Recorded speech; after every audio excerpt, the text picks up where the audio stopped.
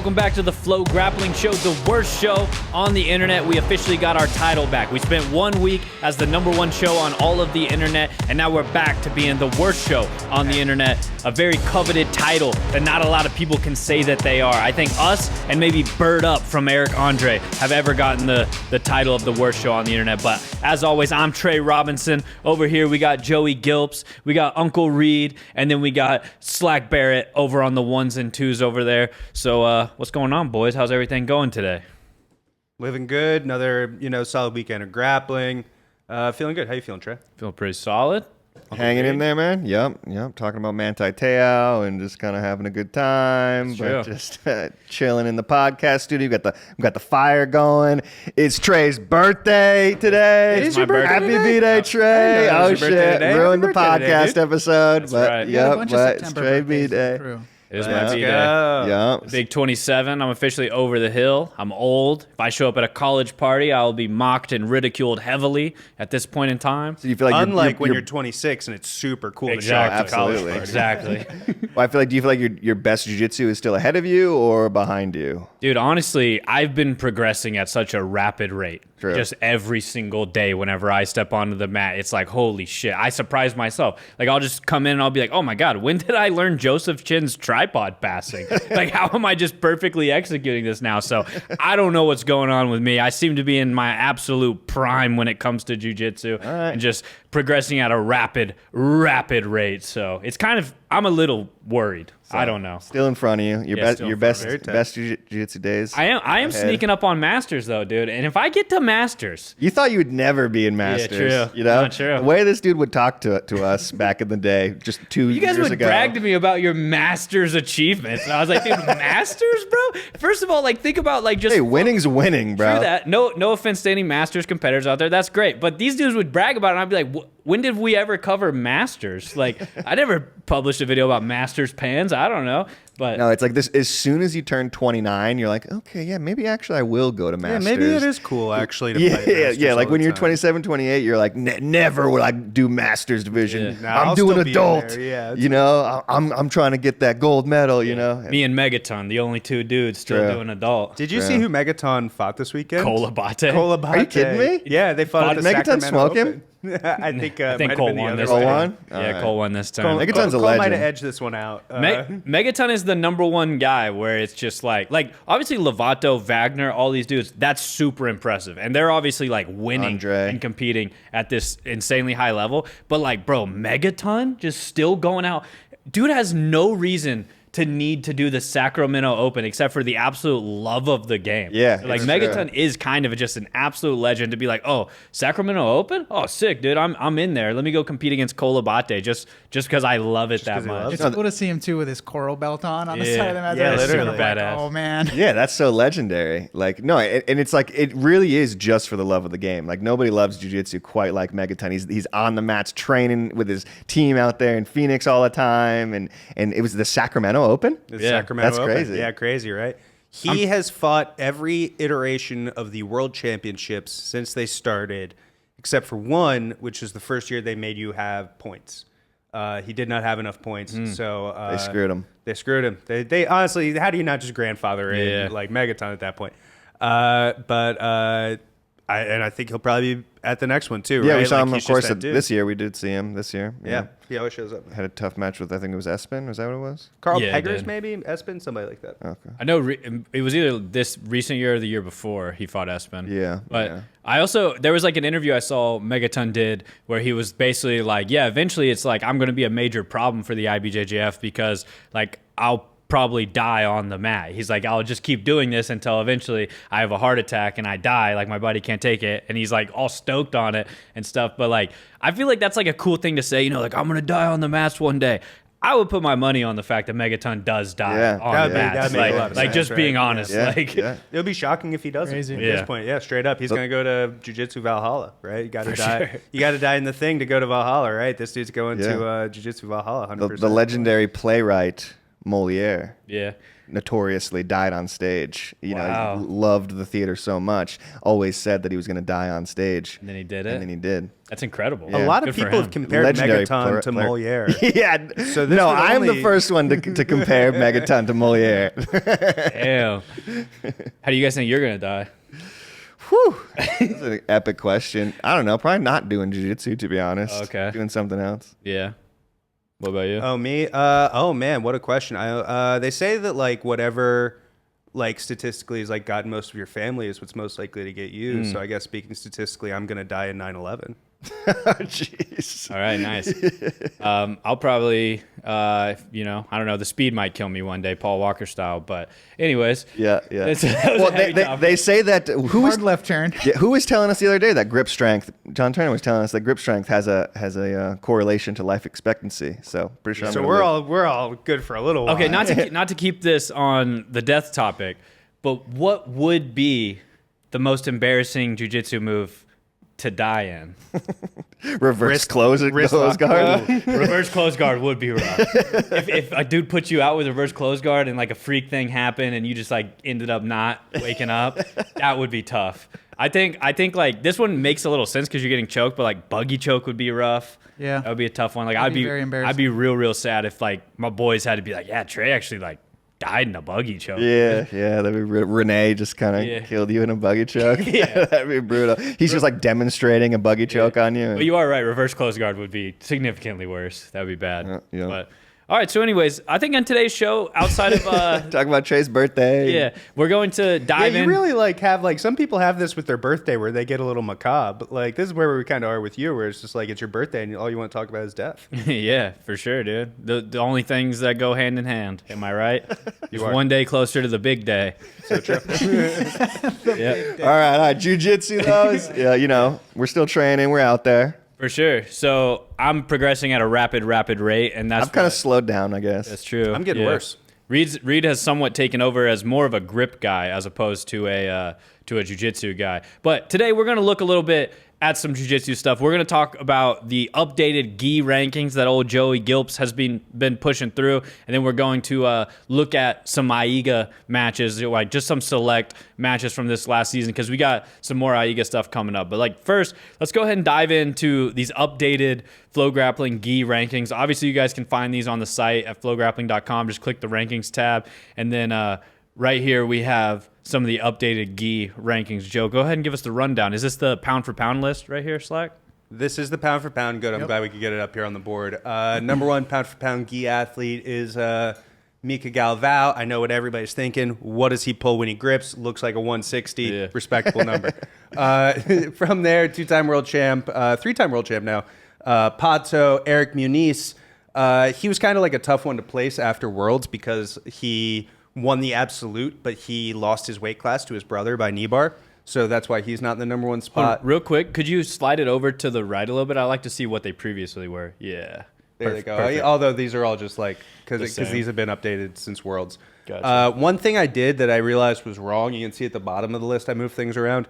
I had Bebeto over Taliesin at the weight, but in the pound for some reason, Taliesin was higher. I switched that around. That was my bad. I messed that up. So this is kind of where things stand heading into crown season. It's kind of why we're talking about a lot of gi stuff is like we're getting ready for the crown. They've announced 3 of the divisions so far, and it's going to be a super exciting tournament. It's like, how about we go to like featherweight would be a great Just one. real quick, man. What's crazy about this list is that it's all Brazilians except for Adam Wardzinski, which That's is true. which is kind of wild. I feel like we need to get some of our kind of Keenan Cornelius's and our USA guys. No Americans, I yeah. know, no Americans on there. It's kind of crazy. Why do you think it is? I guess just the explosion of no-gi, I think, has really taken a lot of the American athletes from the gi. You know, you had really good guys like I guess he's not American, but I was going to say like, Roberto was on his way to kind of, being up there. And then now he kind of is a little bit more of a no-gi athlete. I thought a lot of these guys, Levi, another guy's not American, but But even just non-Brazilian, we're not just looking just for not- Americans, just but like non- the variety is. yeah, like a and nice I think thing. it just took a lot of the no-gi just really took a lot of the athletes away from the gi for whatever reason, good or bad. Obviously there's still plenty of talent in the gi out there, but it's just crazy to see that the Brazilians have really taken over. Absolutely crushing. Absolutely dominating. Let's take a look at featherweight if we can and get that back up. But shout out to Adam Wardzinski too. Shout out to Adam. Wardzinski, a Adam's dog, absolute bro. man. Holding it down. Yeah, that was sick.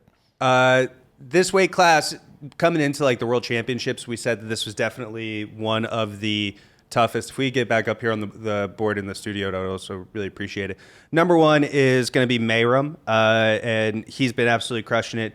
He won the World Championships. Number 2 ranked is Kennedy, who won 3 out of the 4 majors this year. Even though he didn't medal at Worlds, I still thought that his 2024 season was strong enough, and he had beaten so many of these guys that he could get this. There were definitely some shakeups. We had AJP Dallas this weekend, right? And there was a bunch of ranked people. Some didn't end up showing up, but still enough that we could get a lot of really solid results. One major result, Adamir Barreto, who had a really good year, beat Isaac de Wetterlin at Euros, kind of the first big upset of 2024. He made the world finals. He actually lost at AJP. He lost to, I think it was Israel Almeida, beat him in the finals. Almeida's been having a really good year for GF team. He's going to be at the Crown. I think he's definitely a guy that people should be looking out for. On this list coming to the Crown, I'm pretty sure Kennedy Maciel is coming. I know like Marco Mendez and Eduardo Granzado are going to be at the Crown. They both had a really, really tough year. So overall, it's a really, really strong list that's going to be there. There's also going to be some people at the BJJ Stars Grand Prix that's going on just a couple of weeks after that. So if you're a featherweight in the gi and the top 10, top 15, it's going to be a really, really busy November for you probably. They also announced the field at heavyweight and at middleweight, which is going to be really interesting. We could go to one of those too. Something I did, let's go to middleweight. Something I did is after Worlds, I had taken out a lot of the people who maybe competed at a different weight class. Mika is a good example. Like he competed at Worlds at lightweight, but he had such a good year at middleweight, winning 3 of the 4 majors that I figured I should probably just put him back in. And Andy, who obviously placed second at 3 of the 4 majors and then moved down to lightweight for Worlds. This weight class, a little tough to rank, and I would like you guys' opinion on this. Oh, Jackson Nagai at the number 1 spot. 1 Pans at lightweight, bumped up to middleweight, 1 Worlds, toughest tournament of the calendar year, obviously. So I have him here in this number 1 spot. But I think there is an argument to have Mika at that number 1 spot because he was so dominant throughout the year. And then obviously Tynan at number 3, he lost by DQ at Worlds. But, if he were to like win the crown, for example, he could be back in that number 1 spot as well. What do you guys kind of see as the layout of this middleweight class? Has Mika and Jackson ever fought, I wonder? They have not fought at this weight. Yeah. Not in the gi. No. Yeah, I don't know.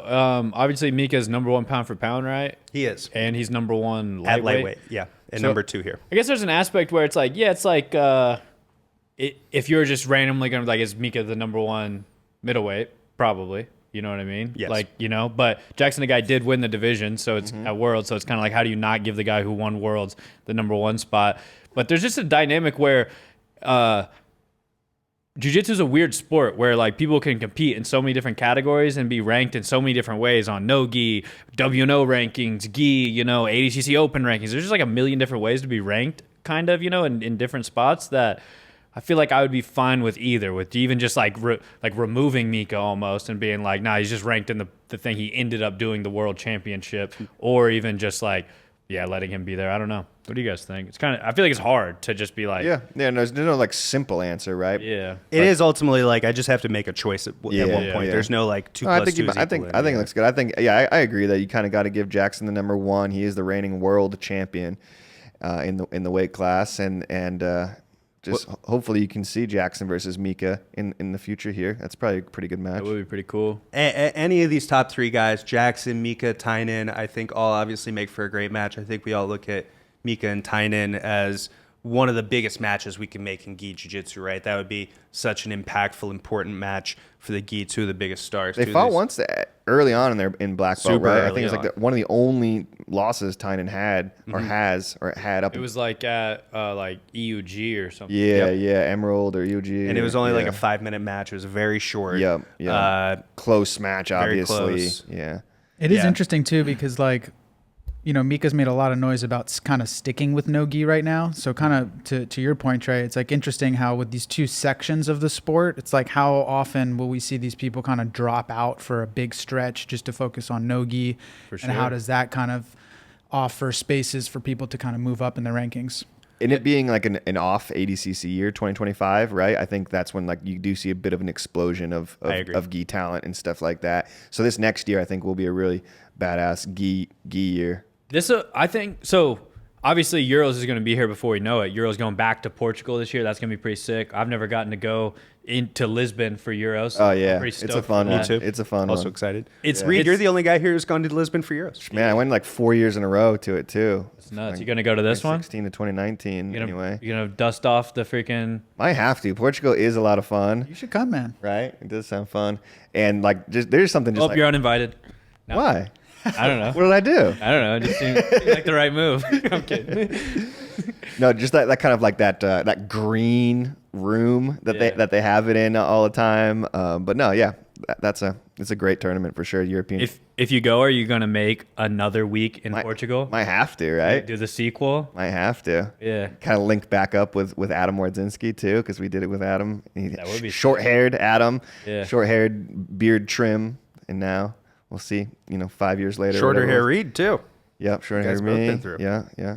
I think one thing that's going to be interesting this year, because like you said, it's an off ADCC year, so kind of there is way more of a focus on the kind of the IBJJF majors and the gi season that year. But 2024 was kind of ended up being all about Mika doing the Grand Slam. It's kind of like we learned, like he wasn't in, and then it was like, oh shit, Mika's doing Euros. But then he was even like, wasn't publicly saying a lot, but he was kind of like telling us a little bit of like, I'm gonna do the Grand Slam basically, so we kind of like knew that was like gonna be the big story of 2024. 2025 Euros, I feel like a lot of people now are like, oh shit, I want a Grand Slam. It's like a little bit of an influence there where it's like, I think we're going to see some other guys potentially go after a Grand Slam. So I'm excited to see kind of like that next year of the gi majors kick off and kind of try and start figuring out like, is anybody else do they want a Grand Slam on their record, like in their history? So yeah, there could be some cool people go after that. Would love to see Tynan kind of just go on a tear, That was right? the one I was thinking about It's too. like, Exactly. of course, he's got a bad taste in his mouth from this season,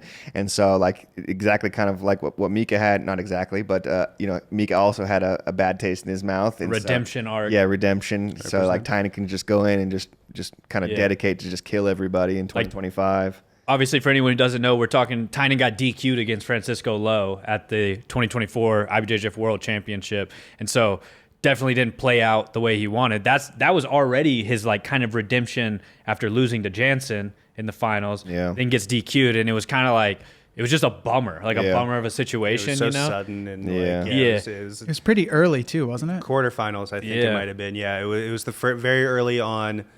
Day 2, he got DQ'd, and if he wins this upcoming bracket, which will have Francisco Lowe and have At the Crown? Yes, at like the Crown. could you try to find the article where it's every athlete currently in?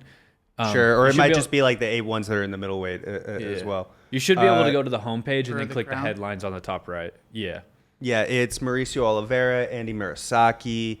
It's a very talented class. Francisco Lowe, Jackson will not be there, but if considering Jackson's run and who he beat, if Tynan is able to beat Francisco list. Lowe, I might not have updated that with the middleweights from this one. It's okay. Uh, I just want to look at the divisions and stuff. So let's just give a brief, quick overview of the Crown of what's going to happen. So obviously we're still a little ways out, so this is a kind of early preview. Next month. But yeah, November 17th is the official date for the Crown. It's also we're going to have some kind of hype grappling about to kick back off. We're kind of in this lull period, but November 17th is the Crown and BJJ Stars, right? Exact same day. no, it's 2 weeks later is BJJ Stars. Are you the sure? 30th. Yeah, the 30th. Yeah, no. Okay. Yep. All right, I thought Yeah, it was not the same day, Gotcha. not the same Okay, day. but yeah, it's all happening right around the same time. But athletes kind of have to pick one or the other. Situation. Yeah, so the Crown. Give us like a rundown of the divisions and kind of the layout of this, Joe. You got all that? Sure, info yeah. On your... I can do that. So the Not who's in, but yeah, the IBJJF has done these pro events over the last few years. They did the Crown last year. It's 6 divisions, 4 for the men, 2 for the women, cash prizes for the winners, cash prizes for the placers. Last year it was 4-person divisions. This year they're doubling that, 8-person divisions. And these are invite only, 1 per team, very exclusive, trying to get people who are accomplished, trying to get people who are exciting, who have a little bit of a name to come together for one big premier elite gi show is really what they're going for. It is featherweight, middleweight, heavyweight, ultra heavy for the men, and then for the women, lightweight and super heavyweight, only 2 divisions.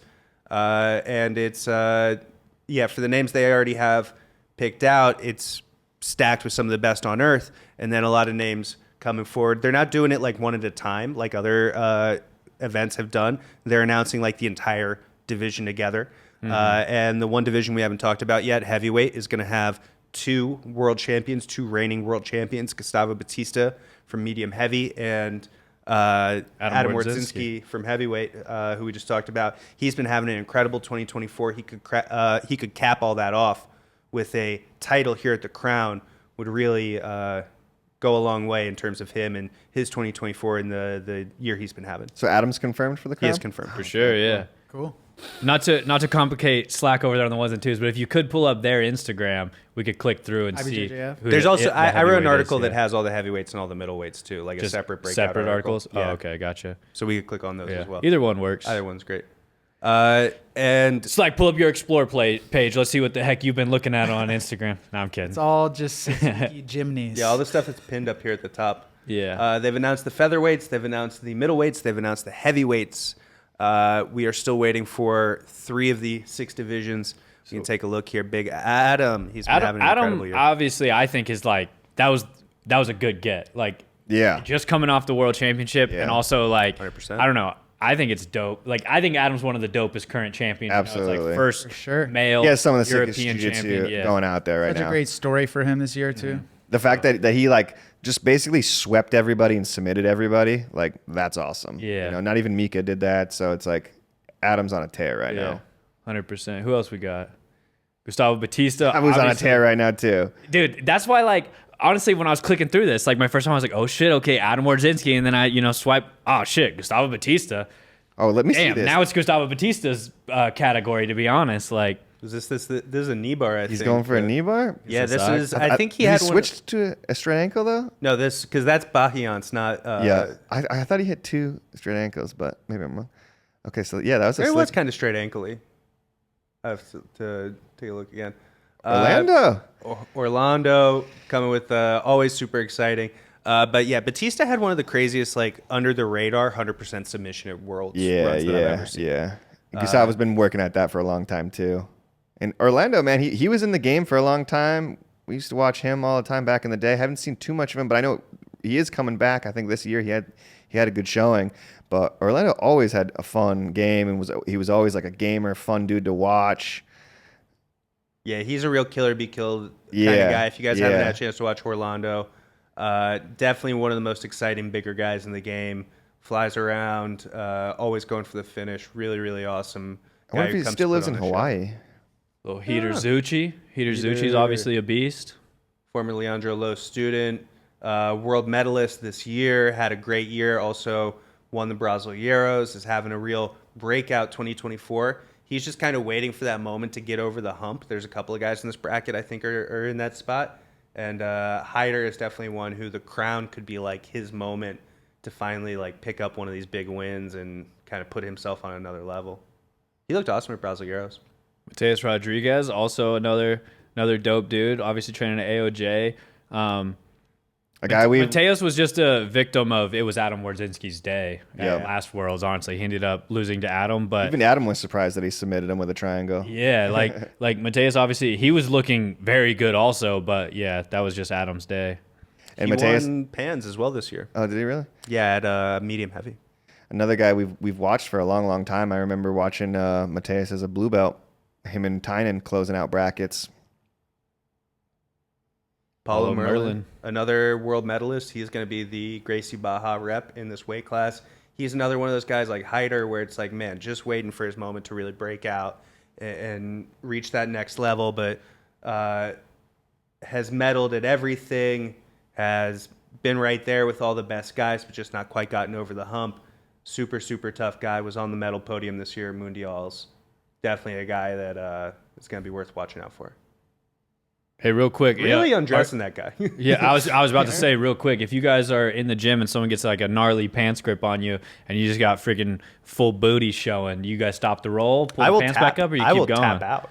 You'll tap out to that? 100%. To Sure, you got exposure? You'll tap to exposure? I will. Exposure kills, brother. People die from exposure. I will.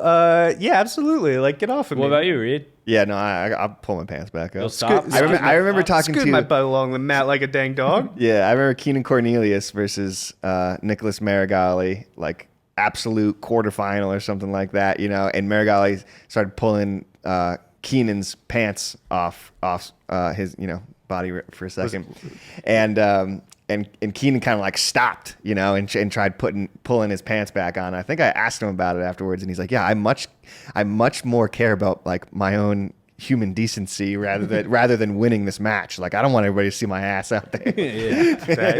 I forget exactly what he said, but he had a funny line anyway. Do you guys think it's your responsibility to like tell in the gym? I'm just talking in the gym to like tell the guy to like stop and let go, or do you think that guy should just probably like, yeah, I'm kind of showing this guy's ass to I mean, it depends what kind of role you're in, to be honest, but That's definitely true. I'm not leaving it up to chance. I will be proactive about my solution. if it's a hard, like intense kind of role, then like maybe I will keep it. Yeah. keep Yeah, it. there's already been a brutal back and forth. You might have to just sit through it and figure something. yeah, that's out. definitely true. If there's a little ego involved, you Yeah, might have there's to- already been some tough exchanges. Maybe I don't know. Yeah, Like, Or you had to like ask for I something. finally get a else, good like, position, Yeah. but my pants are off. Like, I'm keeping the good position. So that leads me to my next question. What percentage of rear exposure do you need before you find like, all right, enough's enough? You know, because you just get a little bit. It's like whatever. All right, so here's the question: Are my underwear coming down or just my pants? I think Is my butthole out or is it still in? Like, If we're talking- that's kind of where I draw I the think line. it's got to guess. be underwear because it's like if you're just if your my pa- underwear's getting exposed, it doesn't even matter. Yeah, I don't care about that. If just my underwear is being exposed, Yeah. I wrestled in a singlet. I don't care. I guess I just have Patrick a different Gaudio. stance. I've been spending a lot of time at Hippie Hollow, so I'm pretty comfortable, you know. Barton I- Springs, yeah. yeah. And I'm just kidding. No. Nude beaches here in Austin. Yeah, yeah. I guess if people know, they know that was a nude beach reference I made. But Yep. I wasn't even aware. Yeah. Oh, let me put you on, bro. Let me put you on, Slick Joey. I got you. No, I'm just kidding. All right, so back to the heavyweights here. We got Patrick Yeah, Gaudio. we got a couple left. We got yeah. All right, nude beaches. Patrick Gaudio, who he's had a really good year as well. Actually, won Brasileiros, moved down to heavyweight. Has definitely had some success in nogi. We saw him in Ooh, ADCC. nice There you leg see him, lock. knee bar and Felipe Andrew. That's always There's there's Cole Bate in the background. You see him, little Cole Bate? Really? little bit. But that's from Euros, of course, the iconic Euros room. Matteo Spirandelli, the Alliance black belt.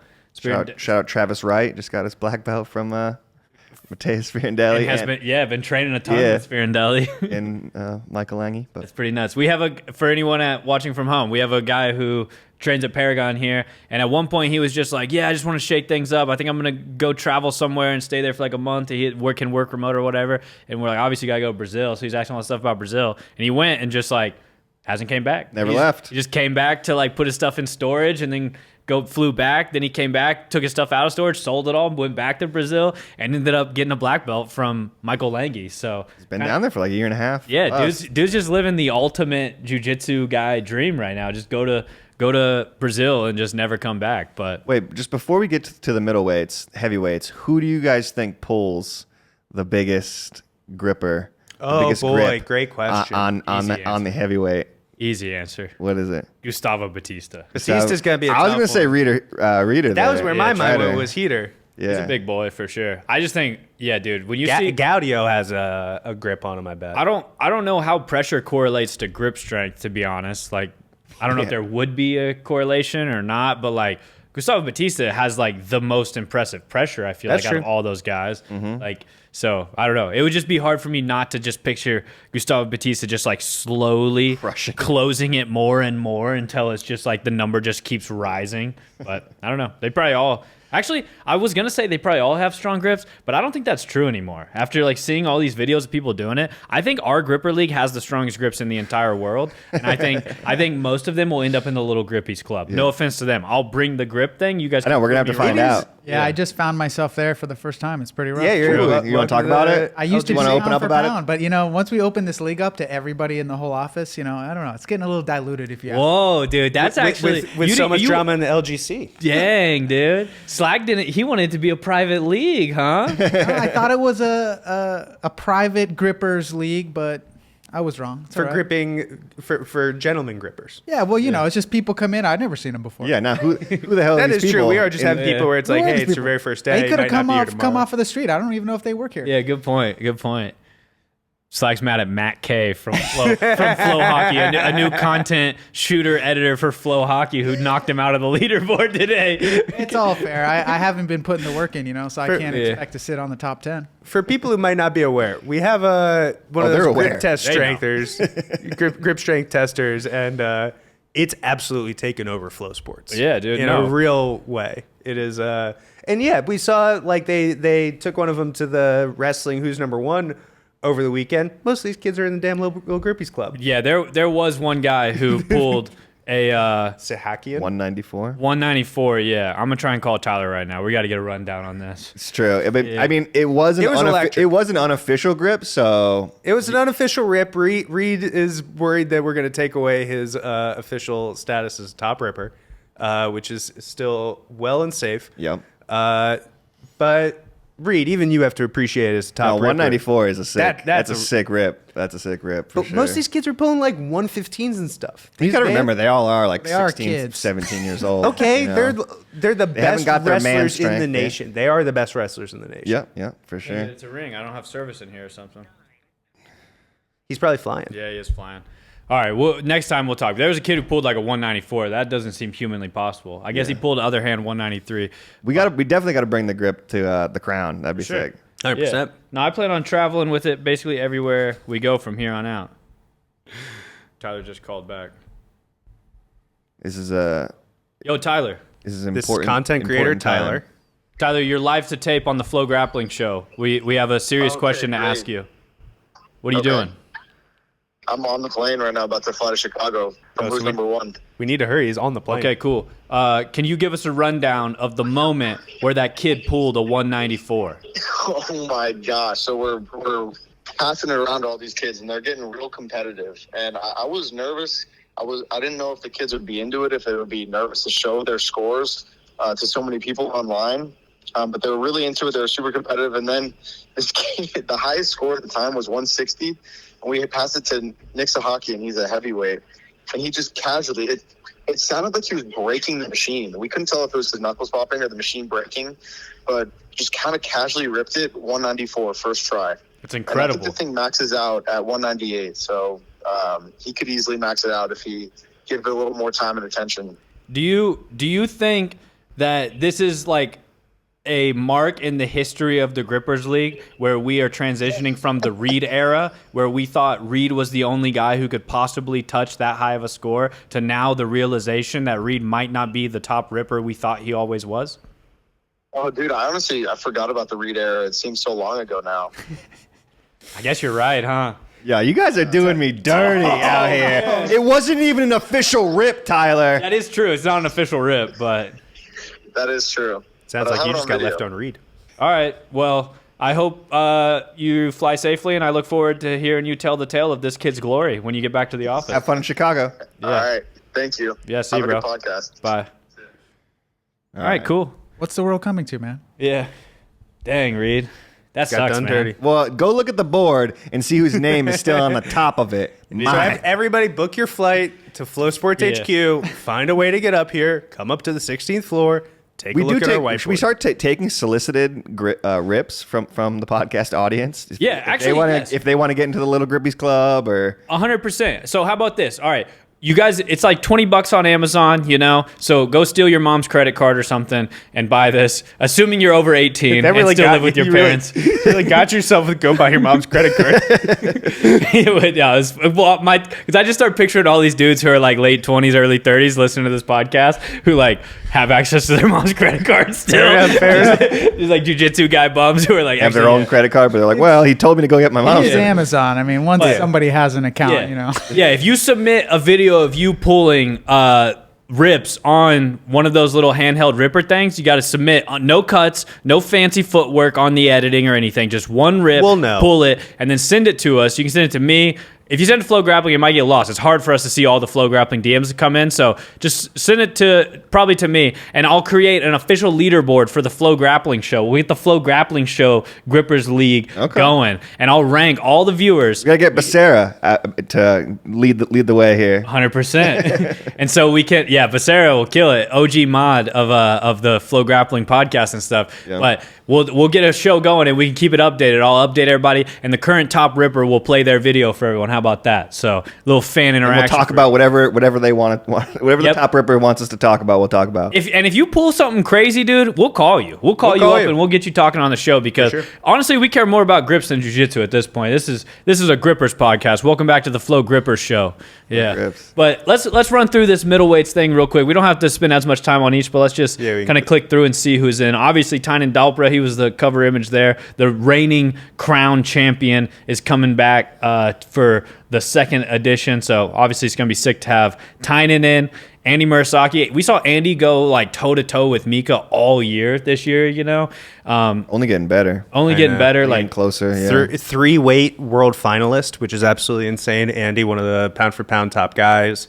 Crown title would be huge to him in 2024 after taking silver so many times. True. And then Mauricio Oliveira. Mauricio Oliveira is like a guy who I feel like is just always right there, about to be the best in the world, you know, just like 100%. Could end up being his tournament at any point in time. You know, seen him do well on BJJ Stars. On Brown belt stud who just hasn't quite kind of arrived at black belt. I feel like because he can be kind of one of the best in the world, and watching him at brown belt was one of the funnest things. He was just stunting on guys. And obviously Francisco Lowe. Francisco kind of a little bit of that unfinished business with Tynan, you know, where That's the biggest match. I think so, yeah.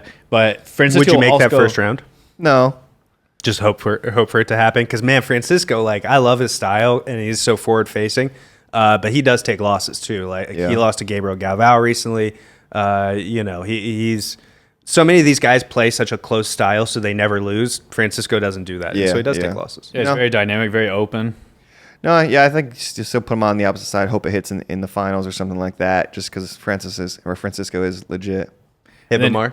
I feel like Hibamar hasn't been as quite as active as a lot of these dudes recently. You know, obviously he just had a daughter and everything, so he's doing a little more of that. But it is cool for him to be in this mix, to be in this bracket. I'm excited to see Hibamar. You got any crazy Hibamar stories, Reed? Hibamar's just the man. You know, I think one of the biggest. I think he submitted Claudio Calasanz one year, maybe 2018, 2019 at Worlds. And I remember that was like a really, really big win for him. But yeah, Hibamar just one of the nicest guys in jiu-jitsu right down in San Antonio. He's the man, you know, for sure. And then Big Breakfast. I like this one. This is the good mix-up in the bracket. Like, I feel like anytime jiu-jitsu promotions can kind of add in some disruptors, add in a little bit of the wild card aspect to the bracket, it makes it more exciting, you know? Like, I almost wish... Like, not to tell IBJJF how to do the bracket right today, but like, man, sneak in some brown belts, sneak in a purple belt. It just makes it there be a cool dynamic whenever it's like, oh shit, is this purple belt gonna have anything for these like elite black belts? But obviously Elijah being in the mix is pretty cool. It's almost like an absolute, right? Where it's like, okay, yeah, most of the time the big guy's going to smoke the little guy, but like, man, every once in a while this little guy's going to, you know, get over on him. It'd be like that with the color belts too, man. Exactly. Juvenile blue belt in there. Yeah, honestly, you know, like some of them would do some freaking damage, boy. And you remember how like Mika at this point, Definitely. when he was a juvenile blue belt, Ty like he was and- already like and Ty and these guys, they're already so high And then level. Jaime Canuto in the mix, you know. Been kind of seeing him more on the Masters scene lately, but he's knocking the dust off the adult division to come back for the crown, so that'll be sick. Gabriel Galvao, this kid was like a really, really good brown belt. He was kind of tearing it up. Like I remember watching him at Brasileiros and stuff, and And then obviously he's the current open class world champion at brown belt. So Adam as a middleweight, which is crazy. Yeah. He looked incredible at Worlds. I think won double gold, and he is. Not every year you have like a brown belt where it's like, man, first year this guy can come in and immediately begin. Yeah, to usually it takes him a couple contend. years. Like, if it takes a couple years, some years maybe not even then. You know what I mean? Some years it's just like, maybe in a couple years this person could be a world bronze. Gabriel could come in and be a world gold in no time. Wow. He is a super prospect coming into his black belt debut. Won the Sao Paulo Pro a couple of weeks ago. Beat Francisco Lowe at BJJ Stars. Gabriel is somebody that people are going to be watching for a long time to come, I think. who else we got? Is that the last one? I think that might be it. All you need to know. 6 divisions. 2 Tight. Yeah, I was thinking there's going to be a lot more for me to read. Sunday, November Yeah, 17th. yeah. At the Pyramid, too. In Long Beach, California, each division will consist of an 8-person bracket. Winner take all. Only one person leaves. But yeah, no, the crown's going to be sick. We were going to watch some Aiga stuff, but I don't know. I feel like we've been going for a while. Maybe we just on the save crown. the Aiga stuff for another episode. But definitely stoked about the crown. Joey Gilp's got a couple articles out there for you guys if you want to read up more on it. You know, who's in. We're updating the official competitor list in an article so you can stay up to date with all that. But there should be more divisions dropping soon for all that. I'm excited for it. Obviously, like we said, November 17th going down in Long Beach. You guys got anything else? Any closing thoughts? Anything else we should touch on before we go? Get your rips in. Get your rips in. Should be a good season. IBJJF next year. Yeah. What do you guys think about the crown being, if I just kind of ask this question here at the end, so there's the whole IBJJF season, which is very nice, I think, usually to kind of have this like regimented calendar. It's like 6 months-ish, 5 months. And then like 6 months later, here we have the crown on the outside of all of that. Do you guys like it? Like, here's a new gi tournament, or do you think maybe they could like move it around a little bit? Do you guys have any opinion on that? Yeah, I think, definitely the crown is still a new thing, right? It is still so new. We're still trying to figure it out. Still very perfectly, new, right? Yeah. They did the first one last year, and this is the second kind of iteration.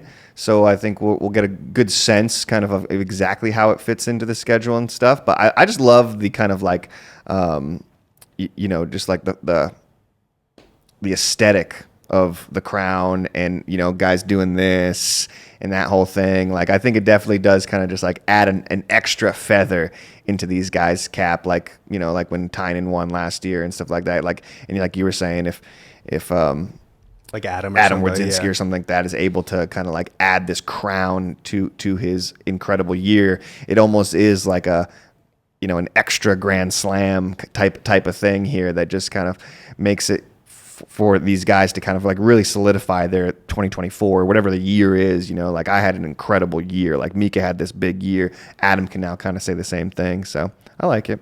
100%. I think that, for these guys to be able to come in, for either Adam or Gustavo, let's assume one of them wins the heavyweight bracket, which is assuming a lot. There's a lot of other tough guys in there.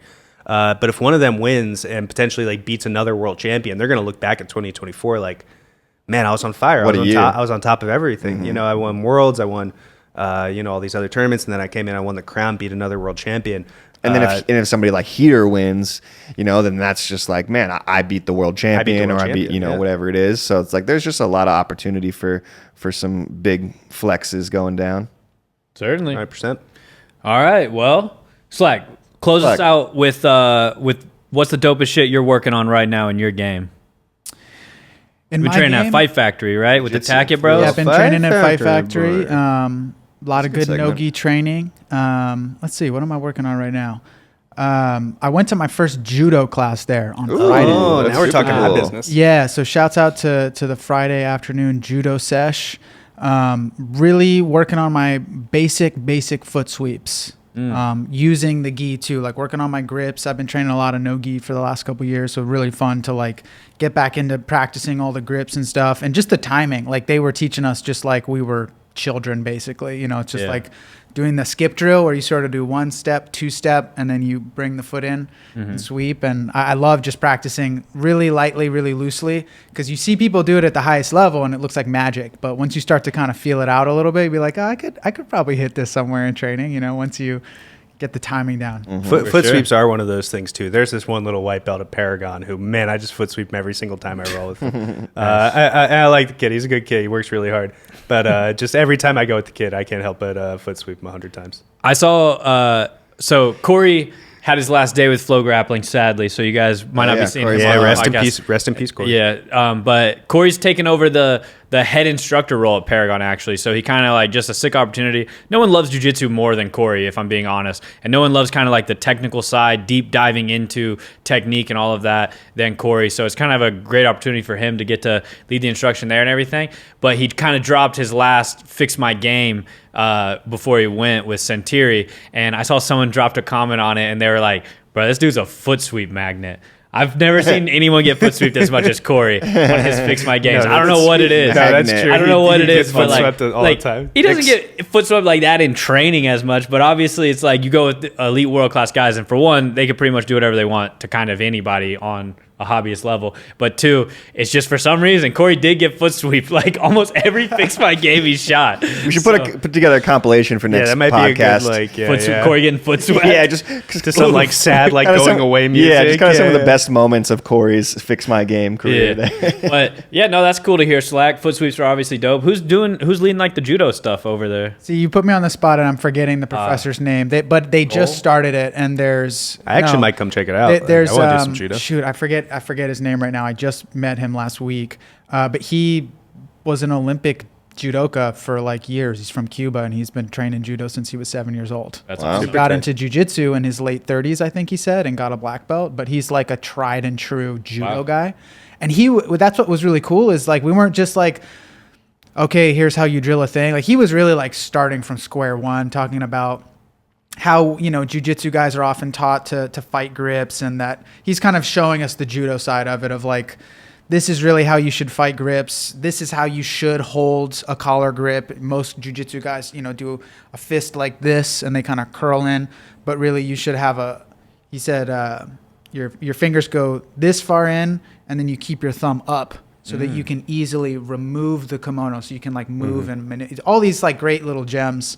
But yeah, you guys should come out on Fridays at 12. Sounds Real dope basic as stuff, hell. real basic. Yeah. That sounds dope. Yeah, We're on our way. I'd be into it. Throw some dude's head over a biscuit, let them know. Freaking. That is the one thing about judo class is you sense it right away where you don't really want to play judo. You got to be careful who your partners are, because Yeah. it's so easy to just get tossed on your head, once somebody Yeah. decides to let it rip. So Post Definitely. wrong or something like that. We had Travis Stevens come into the office one time and come to Paragon and train with us and stuff like that. I know he's famous for saying I don't play judo, right? That's like his whole Yeah, thing. yeah. And that's, No, his whole thing is just beating the hell out of you. Right. He's like, Yeah. I'll play jujitsu, but I don't play judo. And I think that's the case for most people that really do it. Yeah. We had trouble finding him like an uke because we recorded some techniques, and he was same thing. He was like, I have to do these techniques at 120%. Like I'm not just gonna show you this is the technique. He's like, no, I'm gonna do them 1,000%. So which one of you guys wants to get thrown? Who wants to step up? We were like, feel nah, the power of Rex right? Kwon and I was like, oh well, actually, I'm gonna be behind the camera. I'm gonna be the guy with the camera, so it can't be me. It's tough, right? Because I will say, like, before I went to this class, I was like, oh, this is great. I've always wanted to start practicing some judo, but it's also kind of like, careful what you wish for. Like, do you really want to practice judo? Because if it's not like hard enough, then you sit on the wall and you're like, this is stupid. Like, I would never do this. But if it's hard and it's legit, then you're like, this kind of sucks. Maybe I'll My go back body. to doing jiu-jitsu. There's like a UT judo club or something, right? There's some sort of judo Yeah. thing. Like I know like Bill has done in the past and some other guys. I've always thought about going to that, but yeah, probably Fight Factory is probably better. More That's fun than awesome. Judo. That sounds so. cool. Back when I worked for BJJ Fanatics, we would have to wrangle up ukes because we would also shoot judo videos there. I worked for BJJ Fanatics for several years. And once we shot with Ilias Iliadis, who is Olympic champion, one of the best judokas of all time, from representing Greece. And we just like would have to bring in kids from the Jimmy Pedro judo school up there, and they're just donating their bodies to science for Ilias to just absolutely power bomb these guys over and over and over again. We're just in a little like Do we need another take of that one? You'd be just like the guys crumpled in brutal. the corner. Like, do we need another angle, another shot of that? we can throat? bring in another uke. Yeah, we can just just absolutely destroyed these guys. They were all cool with it too. All the ukes, they're all like, yeah, that's just what It's I a do. great every single opportunity. day. This is what I do every single day. It's nuts. No, we need to do it. We need to do a grappler versus judo. We did the wrestler one. That's what we talk about it too much and don't actually do it. But got to go shoot that. I want to shoot with Kayla Harrison. Kayla Harrison. Yeah, that would be the sickest. She's got a fight coming up though. I think like this weekend. real next soon. weekend, yeah. But so yeah, got to do more of that. But thank you guys all for tuning in to episode 2 of the FloGrappling show here. Hopefully you enjoyed it. Look on the calendar. We got some sick events coming up, but we'll be dropping new episodes every Monday. We'll see you guys soon.